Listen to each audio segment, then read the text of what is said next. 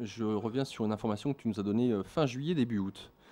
Tu l'as intitulé Alerte, article sur la vente de l'or de la France, plus Rothschild, plus abandon de la défense nucléaire. Ah, c'est énorme ça. Voilà. Alors, je vais vous en faire part. Accrochez-vous à votre fauteuil, c'est du costaud. Le journal La Tribune n'a jamais été un foudre de guerre journalistique, comme vous le savez. D'où la disparition pure et simple de sa version noble, entre guillemets, Ouais. à savoir la version papier. Il n'a jamais expliqué la sévérité de la crise et encore moins les grandes escroqueries des banques. D'ailleurs, il a été racheté par un inconnu, le Toulousain Jean-Christophe Tortora, qui est spécialisé dans les affiches sur les taxis et journaux gratuits. Bon. Et c'est justement là qu'est le problème, puisque la Tribune a publié un article la semaine passée mettant en avant le fait que la Banque de France pourrait être amenée à vendre son or. Quoi ? La grande arnaque de Nicolas Sarkozy n'a pas suffi ? Lui qui a liquidé 600 tonnes de l'or de la France alors que le cours était au plus bas pour faire plaisir à ses maîtres de Washington ? Monsieur Arfeuil vient à mon secours et nous dit ceci. La deuxième restructuration de la dette grecque va coûter entre 70 et 100 milliards d'euros aux 17 banques centrales et aussi à la BCE. Il va donc falloir recapitaliser ces banques centrales de la zone euro et la BCE. Donc, deux possibilités s'offrent à nous. Les contribuables de la zone euro vont devoir payer entre 70 et 100 milliards d'euros d'impôts supplémentaires, ou petit 2, on épargne les contribuables et les banques centrales vont devoir vendre une partie de leurs réserves d'or. Que vont choisir François Hollande, Mariano Rajoy ou Mario Monti, etc. Très bonne question de M. Arfeuil. Voici ce qu'écrit la Tribune. Ah, c'est excellent ça, écoutez bien.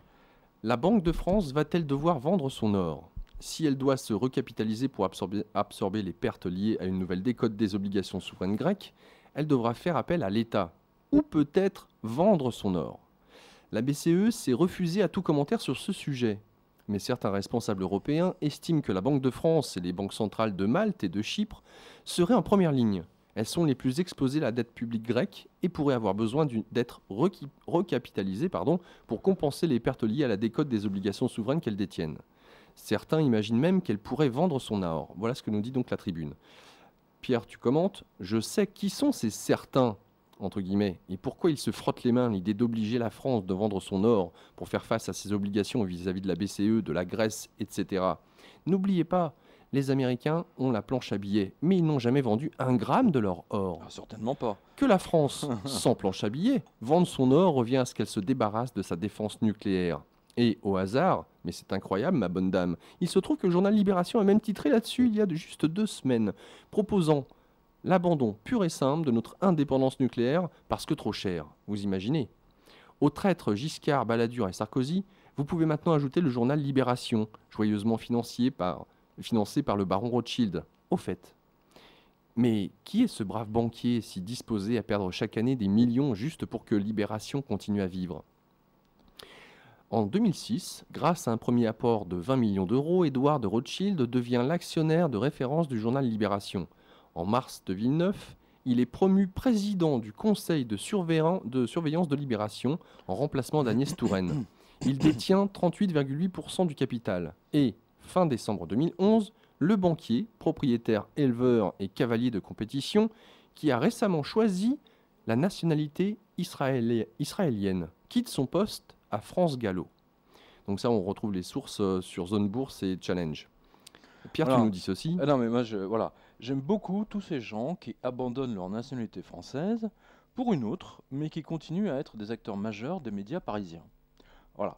Pour quelle raison Libération, donc journal israélien, dites-moi si je me trompe, on est bien d'accord, fait-il une campagne pour que la France abandonne son arme nucléaire Alors, voici ce que disait, je vous lis juste le début de l'article de Libé, vous pouvez le retrouver sur le blog, vous allez aller sur wquotidien.com.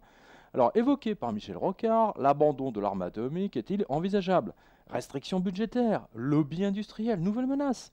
Revue de détail par Laure Noualat, Alexandra Schwartzbrod, Thomas Hoffnung. Le 4 juillet, 2 mois après son élection, blabla, François Hollande, plongé, etc. Bon, voilà, donc c'est un grand papier, c'était à la une. Alors, moi, je dis ceci.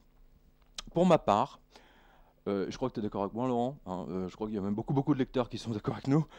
On voit ici une tentative très nette de déstabilisation de la France, pilotée en sous-main, avec comme objectif de base, diriger les Français à petit 1, abandonner leur or, bien sûr, et petit 2, leur défense nucléaire, et cela, bien sûr, sans rien dire. étonnant la conjonction entre les deux, vous ne trouvez pas? C'est en fait, c'est le rêve absolu des Américains. Une France qui n'en est plus une, hein, tout simplement. Voilà. Hein, une France impuissante et ruinée. Voilà, c'est surtout ça. Alors, moi je dis simplement, regardez bien, imaginez l'inverse. Imaginez juste l'inverse, que le Jérusalem Post, hein, donc grand quotidien israélien, appartenant à un vieil aristocrate français, quelle idée saugrenue, c'est même pas envisageable, hein, titre à la une, il faut abandonner le nucléaire d'Israël parce que cela coûte trop cher. Hein, voilà. Hein, aussitôt, il brûlerait le drapeau français et demanderait l'interdiction de publication du journal. Voilà. Non mais c'est absolument extraordinaire. Je suis j'étais mais consterné en voyant ça. Hein, on voit bien que d'un côté donc sur la tribune.fr donc là, on essaye d'habituer les Français à abandonner leur or, c'est-à-dire prendre tout l'or qui est à la Banque de France, s'il y a encore. Hein. J'ai même des doutes là-dessus maintenant. Hein. Donc vendre l'or des Français. Hein, alors que ces enfoirés d'Américains, ces escrocs d'Américains, pardon, excusez-moi, soyons gentils. Le gouvernement ou ceux qui sont aussi derrière. Voilà, qui utilisent la planche à billets, donc la photocopieuse, hein, parce que eux, mine de rien, ils sont en train d'acheter toute la France, etc. Enfin, qu'est-ce que je dis toute la France, toute l'Europe, hein, avec leur photocopieuse. Alors que nous, hein, puisque merci Giscard, hein, nous n'avons pas le droit d'utiliser la planche à billets. Hein. Je le répète, donc c'est absolument extraordinaire. Les Français sont pieds et poings liés, et qui plus est avec leurs poings liés dans le dos, ils sont bâillonnés. Hein, et on va venir au Figaro tout à l'heure, et je vais vous montrer comment le Figaro est une bande de couilles molles. Vous allez voir, c'est extraordinaire, ça se pisse dessus. C'est vraiment extraordinaire. Donc je répète, imaginez la même une, hein, sur un journal israélien, hein, avec donc en grand titre, « Il faut abandonner le nucléaire d'Israël parce que ça coûte trop cher ». Voilà. Non mais c'est merveilleux. C'est absolument merveilleux.